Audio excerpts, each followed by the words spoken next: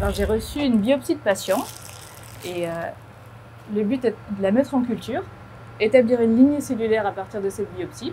On va vérifier si la présence des mutations qui étaient chez le patient se retrouve effectivement dans notre modèle cellulaire.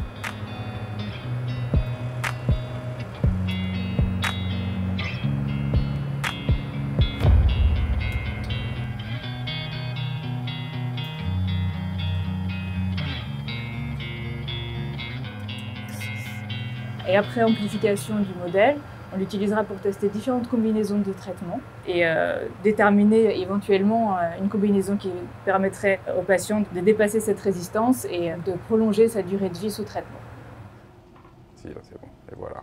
Aujourd'hui, on essaie d'établir vraiment des modèles pérennes, c'est-à-dire que ces biopsies, on en fait une lignée cellulaire qui va nous permettre de conserver ce modèle indéfiniment. On peut congeler ces cellules et plusieurs années après, les redécongeler et tester par exemple des nouveaux médicaments qui viendraient d'être développés par des industriels. Mais comme ça prend plusieurs semaines pour obtenir ce modèle stabilisé, on ne peut généralement pas avoir un impact immédiat pour la prise en charge du patient qui a bénéficié de la biopsie. On va trouver, je pense. Ah oui, donc là on voit bien les cellules tumorales quand même qui se regroupent ici.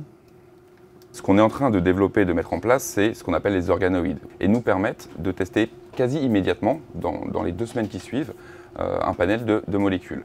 Et là, en effet, on est dans une situation où on peut revenir très rapidement aux cliniciens, aux patients, pour que nos données de laboratoire aient un impact sur sa prise en charge immédiate, en conseillant les options thérapeutiques qui, d'après nous, sont les plus adaptées. Et aujourd'hui, il n'y a que certains patients pour lesquels la biopsie est processée de cette façon. Si un jour on arrive à systématiser ce processus, à le mettre même en pratique clinique de routine, un grand nombre de patients pourraient bénéficier de cette approche thérapeutique orientée par le labo.